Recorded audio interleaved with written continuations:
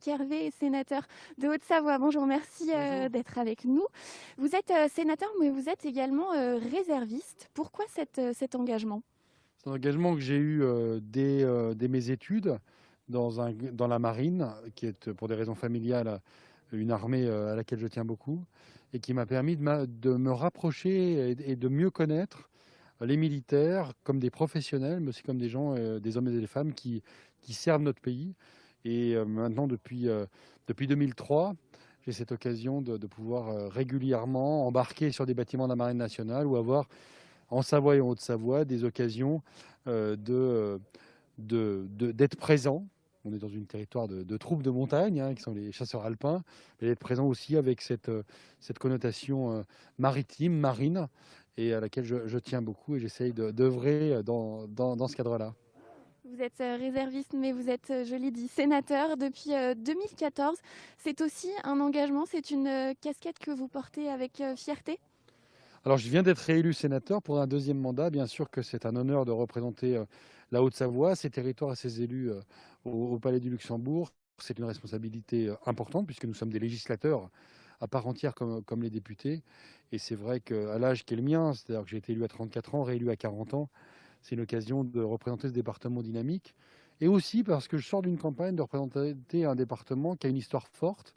Et moi qui m'inscris dans le centrisme, dans la démocratie chrétienne, ce sont des valeurs qui sont fortes et qui ont trouvé leurs racines dans la résistance, avec une relation très particulière avec l'histoire de ce département, avec François de Menton, avec Jacques Golliet, mon prédécesseur, un de mes prédécesseurs qui est décédé récemment. Et donc cet attachement à une culture, à une histoire locale, à l'histoire de la résistance, et c'est quelque chose de très important.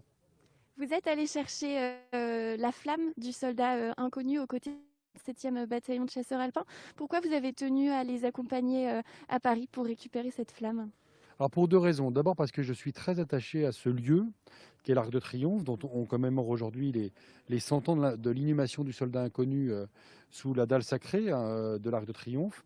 Donc c'est un endroit où j'aime à accueillir des groupes d'élus, d'anciens combattants, des groupes d'enfants, pour leur montrer à la fois le symbole et leur faire vivre la solennité d'un instant qui est le ravivage de la flamme. Et quand le colonel Yvan Morel m'a dit qu'il y aurait cette récupération d'une part de la flamme lundi soir, j'ai avancé un peu mon déplacement à Paris pour pouvoir être présent. Et je remercie le colonel de m'avoir associé à ce moment-là, parce que c'est un moment très très fort, très important, très simple, et en même temps d'une symbolique extrêmement importante, puisque cette flamme, eh ben, on va la retrouver ce soir à Annecy, et c'est quelque chose de très beau. L'autre raison, c'est que je suis comme beaucoup de Français, le descendant de plusieurs personnes qui sont morts pendant la guerre de 14-18, dont mon arrière-grand-père qui est mort en 1915. Et donc à chaque fois, je pense à cette personne, à ces personnes qui sont mes aïeux, qui sont nos aïeux. Je suis qu'un Français parmi d'autres, évidemment. On ne se glorifie jamais de la gloire de ses ancêtres, mais voilà, de faire ce lien, d'avoir dans nos histoires familiales, et on l'a bien vu d'ailleurs le 11 novembre 2018, combien les Français étaient attachés à leur histoire et à l'histoire de la guerre de 14-18. Ça dit beaucoup de choses de ce qu'est la France.